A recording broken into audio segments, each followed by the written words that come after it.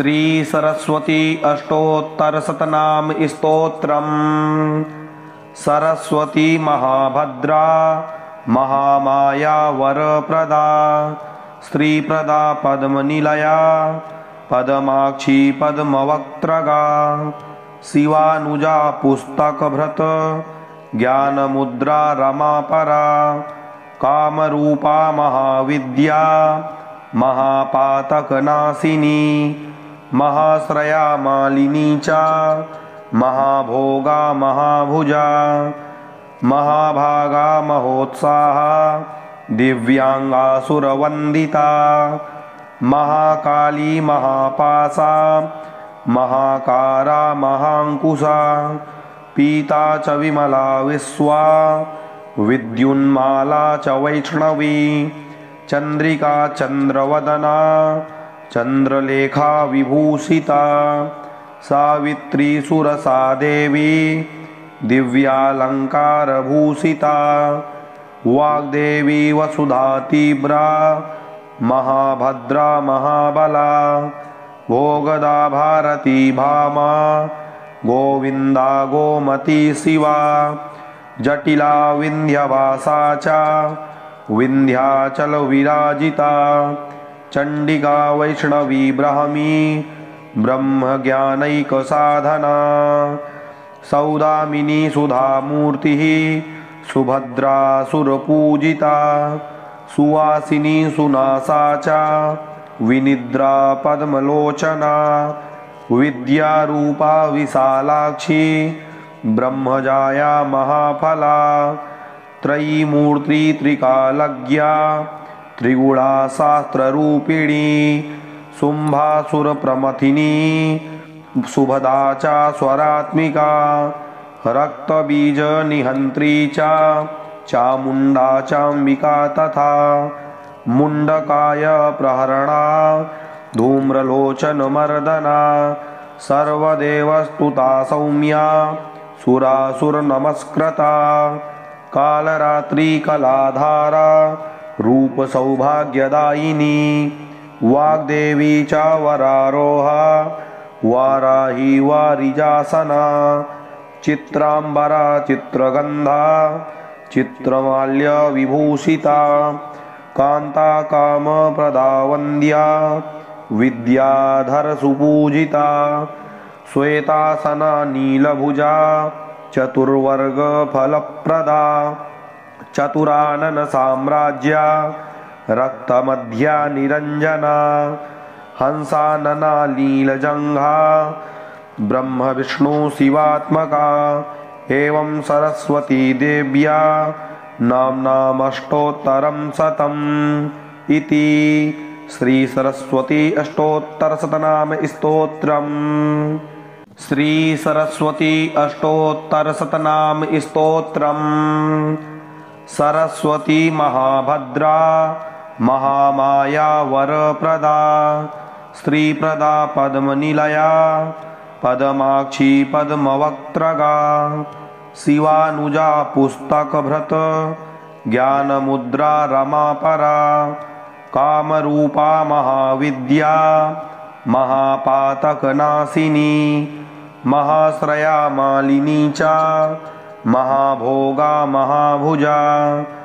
महाभागा महोत्साहा दिव्यांगासुरवंदिता महाकाली महापासा महाकारा महांकुशा पीता च विमला विश्वा विद्युन्माला च वैष्णवी चंद्रिका चंद्रवदना चंद्रलेखा विभूषिता सावित्री सुरसा देवी दिव्यालंकारभूषिता वाग्देवी वसुधा तीव्रा महाभद्रा महाबला भोगदा भारती भामा गोविंदा गोमती शिवा जटिला विंध्यवासा च विंध्याचल विराजिता चंडिका वैष्णवी ब्राह्मी ब्रह्म ज्ञानैक साधना सौदामिनी सुधामूर्ति सुभद्रा सुरपूजिता सुवासिनी सुनासा च विनिद्रा पद्मलोचना विद्यारूपा विशालाक्षी ब्रह्मजाया महाफला त्रयीमूर्ति त्रिकालज्ञा त्रिगुणा शास्त्ररूपिणी शुम्भासुरप्रमथिनी सुभदा च स्वरात्मिका रक्तबीजनिहन्त्री च चामुण्डा चाम्बिका तथा मुण्डकाय प्रहरणा धूम्रलोचनमर्दना सर्वदेवस्तुता सौम्या सुरासुरनमस्कृता कालरात्रिकलाधारा रूपसौभाग्यदायिनी वाग्देवी च वरारोहा वाराही वारिजासना चित्राम्बरा चित्रगन्धा चित्रमाल्यविभूषिता कान्ता कामप्रदा वन्द्या विद्याधरसुपूजिता श्वेतासना नीलभुजा चतुर्वर्गफलप्रदा चतुराननसाम्राज्या रक्तमध्या निरञ्जना हंसानना नीलजङ्घा ब्रह्मविष्णुशिवात्मका एवं सरस्वती देव्या नाम्नामष्टोत्तरं शतम् इति श्री सरस्वती अष्टोत्तरशतनाम स्तोत्रम्। श्री सरस्वती अष्टोत्तरशतनाम स्तोत्रम्। सरस्वती महाभद्रा महामाया वरप्रदा श्रीप्रदा पद्मनिलया पद्माक्षी पद्मवक्त्रगा शिवानुजा पुस्तकभृत ज्ञानमुद्रा रमापरा कामरूपा महाविद्या महापातकनाशिनी महाश्रया मालिनी च महाभोगा महाभुजा महाभागा महोत्साहा दिव्यांगासुरवन्दिता महाकाली महापासा महाकारा महांकुशा पीता च विमला विश्वा विद्युन्माला च वैष्णवी चंद्रिका चंद्रवदना चंद्रलेखा विभूषिता सावित्री सुरसा देवी दिव्यालंकारभूषिता वाग्देवी वसुधा तीव्रा महाभद्रा महाबला भोगदा भारती भामा गोविंदा गोमती शिवा जटिला विंध्यवासा च विंध्याचल विराजिता चंडिका वैष्णवी ब्राह्मी ब्रह्मज्ञानैक साधना सौदामिनी सुधामूर्ति सुभद्रा सुरपूजिता सुवासिनी सुनासा च विनिद्रा पद्मलोचना विद्यारूपा विशालाक्षी ब्रह्मजाया महाफला त्रयीमूर्ति त्रिकालज्ञा त्रिगुणा शास्त्ररूपिणी शुम्भासुरप्रमथिनी सुभदा च स्वरात्मिका रक्तबीजनिहन्त्री च चामुण्डा चाम्बिका तथा मुण्डकाय प्रहरणा धूम्रलोचनमर्दना सर्वदेवस्तुता सौम्या सुरासुरनमस्कृता कालरात्रिकलाधारा रूपसौभाग्यदायिनी वाग्देवी च वरारोहा वाराही वारिजासना चित्राम्बरा चित्रगन्धा चित्रमाल्यविभूषिता कान्ता कामप्रदा वन्द्या विद्याधरसुपूजिता श्वेतासना नीलभुजा चतुर्वर्गफलप्रदा चतुराननसाम्राज्या रक्तमध्या निरञ्जना हंसानना नीलजङ्घा ब्रह्मविष्णुशिवात्मका एवं सरस्वती देव्या नाम्नामष्टोत्तरं शतम् इति श्री सरस्वती अष्टोत्तरशतनाम स्तोत्रम्। श्री सरस्वती अष्टोत्तरशतनाम स्तोत्रम्। सरस्वती महाभद्रा महामाया वरप्रदा श्रीप्रदा पद्मनिलया पद्माक्षी पद्मवक्त्रगा शिवानुजा पुस्तकभृत ज्ञानमुद्रा रमापरा कामरूपा महाविद्या महापातकनाशिनी महाश्रया मालिनी च महाभोगा महाभुजा महाभागा महोत्साहा दिव्यांगासुरवंदिता महाकाली महापासा महाकारा महांकुशा पीता च विमला विश्वा विद्युन्माला च वैष्णवी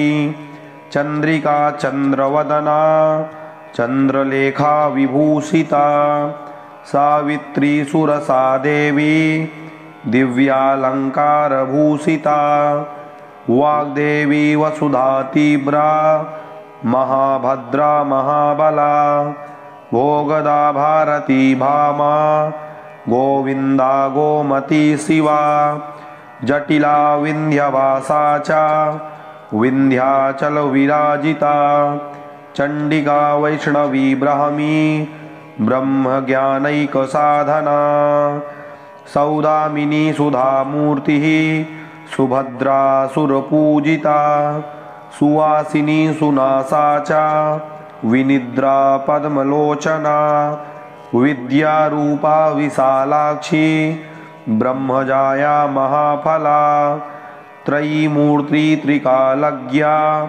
त्रिगुणा शास्त्ररूपिणी शुंभासुरप्रमथिनी सुभदा च स्वरात्मिका रक्तबीज निहंत्री च चामुंडा चांबिका तथा मुंडकाय प्रहरणा धूम्रलोचन मर्दना सर्वदेवस्तुता सौम्या सुरासुर नमस्कृता कालरात्रि कलाधारा रूप सौभाग्यदायिनी वाग्देवी च वरारोहा वाराही वारिजासना चित्रांबरा चित्रगंधा चित्रमाल्य विभूषिता कांता काम प्रदा वंद्या विद्याधर सुपूजिता श्वेतासना नीलभुजा चतुर्वर्ग फलप्रदा चतुरानन साम्राज्या रक्तमध्या निरंजना हंसानना नीलजंघा ब्रह्म विष्णु शिवात्मका एवं सरस्वती देव्या नाम्नामष्टोत्तरं शतम् इति श्री सरस्वती अष्टोत्तरशतनाम स्तोत्रम्। श्री सरस्वती अष्टोत्तरशतनाम स्तोत्रम्। सरस्वती महाभद्रा महामाया वरप्रदा श्रीप्रदा पद्मनिलया पद्माक्षी पद्मवक्त्रगा शिवानुजा पुस्तकभृत ज्ञानमुद्रा रमापरा कामरूपा महाविद्या महापातकनाशिनी महाश्रया मालिनी च महाभोगा महाभुजा महाभागा महोत्साहा दिव्यांगासुरवंदिता महाकाली महापासा महाकारा महांकुशा पीता च विमला विश्वा विद्युन्माला च वैष्णवी चंद्रिका चंद्रवदना चंद्रलेखा विभूषिता सावित्री सुरसा देवी दिव्यालंकारभूषिता वाग्देवी वसुधा तीव्रा महाभद्रा महाबला भोगदा भारती भामा गोविंदा गोमती शिवा जटिला विंध्यवासा च विंध्याचल विराजिता चंडिका वैष्णवी ब्राह्मी ब्रह्मज्ञानैक साधना सौदामिनी सुधामूर्ति सुभद्रा सुरपूजिता सुवासिनी सुनासा च विनिद्रा पद्मलोचना विद्यारूपा विशालाक्षी ब्रह्मजाया महाफला त्रयीमूर्ति त्रिकालज्ञा त्रिगुणा शास्त्ररूपिणी शुम्भासुरप्रमथिनी सुभदा च स्वरात्मिका रक्तबीजनिहन्त्री च चामुण्डा चाम्बिका तथा मुण्डकाय प्रहरणा धूम्रलोचनमर्दना सर्वदेवस्तुता सौम्या सुरासुरनमस्कृता कालरात्रिकलाधारा रूपसौभाग्यदायिनी वाग्देवी च वरारोहा वाराही वारिजासना चित्राम्बरा चित्रगन्धा चित्रमाल्यविभूषिता कान्ता कामप्रदा वन्द्या विद्याधरसुपूजिता श्वेतासना नीलभुजा चतुर्वर्गफलप्रदा चतुरानन साम्राज्या रक्तमध्या निरञ्जना हंसानना नीलजङ्घा ब्रह्म विष्णु शिवात्मका एवं सरस्वती देव्या नाम्नामष्टोत्तरं शतम् इति श्री सरस्वती अष्टोत्तरशतनाम स्तोत्रम्।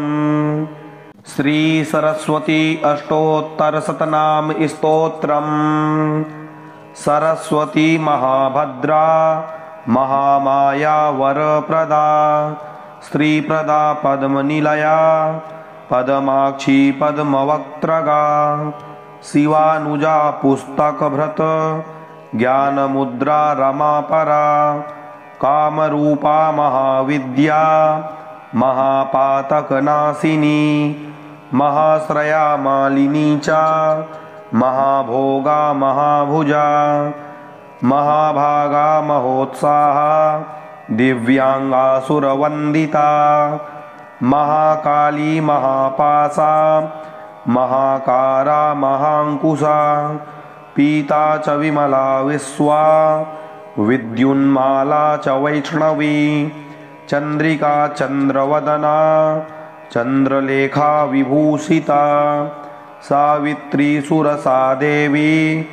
दिव्यालंकारभूषिता वाग्देवी वसुधा तीव्रा महाभद्रा महाबला भोगदा भारती भामा गोविंदा गोमती शिवा जटिला विंध्यवासा च विंध्याचल विराजिता चंडिका वैष्णवी ब्राह्मी ब्रह्मज्ञानैक साधना सौदामिनी सुधामूर्तिः सुभद्रा सुरपूजिता सुवासिनी सुनासा च विनिद्रा पद्मलोचना विद्यारूपा विशालाक्षी ब्रह्मजाया महाफला त्रयीमूर्ति त्रिकालज्ञा त्रिगुणा शास्त्ररूपिणी शुम्भासुरप्रमथिनी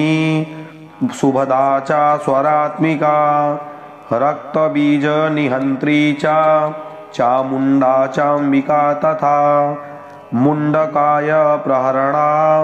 धूम्रलोचनमर्दना सर्वदेवस्तुता सौम्या सुरासुरनमस्कृता कालरात्रिकलाधारा रूपसौभाग्यदायिनी वाग्देवी च वरारोहा वाराही वारिजासना चित्राम्बरा चित्रगन्धा चित्रमाल्यविभूषिता कान्ता कामप्रदा वन्द्या विद्याधरसुपूजिता श्वेतासना नीलभुजा चतुर्वर्गफलप्रदा चतुरानन साम्राज्या रक्तमध्या निरञ्जना हंसानना नीलजङ्घा ब्रह्म विष्णु शिवात्मका एवं सरस्वती देव्या नाम्नामष्टोत्तरं शतम् इति श्री सरस्वती अष्टोत्तरशतनाम स्तोत्रम्। श्री सरस्वती अष्टोत्तरशतनाम स्तोत्रम्। सरस्वती महाभद्रा महामाया वरप्रदा श्रीप्रदा पद्मनिलया पद्माक्षी पद्मवक्त्रगा शिवानुजा पुस्तकभृत ज्ञानमुद्रा रमापरा कामरूपा महाविद्या महापातकनाशिनी महाश्रया मालिनी च महाभोगा महाभुजा महाभागा महोत्साहा दिव्यांगासुरवंदिता महाकाली महापासा महाकारा महांकुशा पीता च विमला विश्वा विद्युन्माला च वैष्णवी चंद्रिका चंद्रवदना चंद्रलेखा विभूषिता सावित्री सुरसा देवी दिव्यालंकारभूषिता वाग्देवी वसुधा तीव्रा महाभद्रा महाबला भोगदा भारती भामा गोविंदा गोमती शिवा जटिला विंध्यवासा च विंध्याचल विराजिता चंडिका वैष्णवी ब्राह्मी ब्रह्मज्ञानैक साधना सौदामिनी सुधामूर्तिः सुभद्रा सुरपूजिता सुवासिनी सुनासा च विनिद्रा पद्मलोचना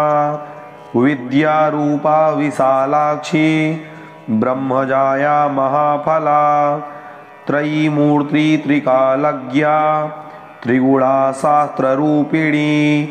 शुंभासुरप्रमथिनी सुभदा च स्वरात्मिका रक्तबीज निहंत्री च चामुंडा चांबिका तथा मुंडकाय प्रहरणा धूम्रलोचनमर्दना सर्वदेवस्तुता सौम्या सुरासुरनमस्कृता कालरात्रि कलाधारा रूप सौभाग्यदायिनी वाग्देवी च वरारोहा वाराही वारिजासना चित्रांबरा चित्रगंधा चित्रमाल्य विभूषिता कांता कामप्रदा वन्द्या विद्याधर सुपूजिता श्वेतासना नीलभुजा चतुर्वर्ग फलप्रदा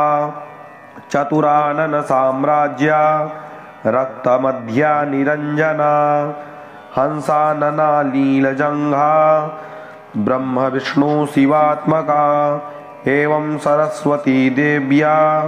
नाम्नामष्टोत्तरं शतम् इति श्री सरस्वती अष्टोत्तर शतनाम स्तोत्रम। जो साधक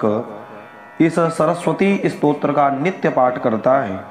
माँ सरस्वती प्रसन्न होती हैं एवं उसको अपनी अविचल भक्ति प्रदान करती हैं। विद्या बुद्धि की अधिष्ठात्री देवी हैं,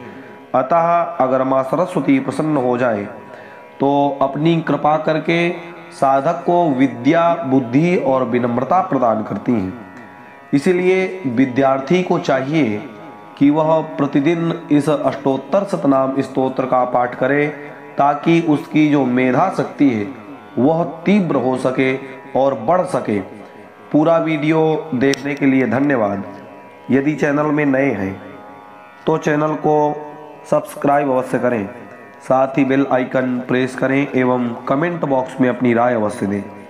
मिलते हैं अगली वीडियो में, तब तक के लिए जय श्री कृष्ण, जय श्री राधे।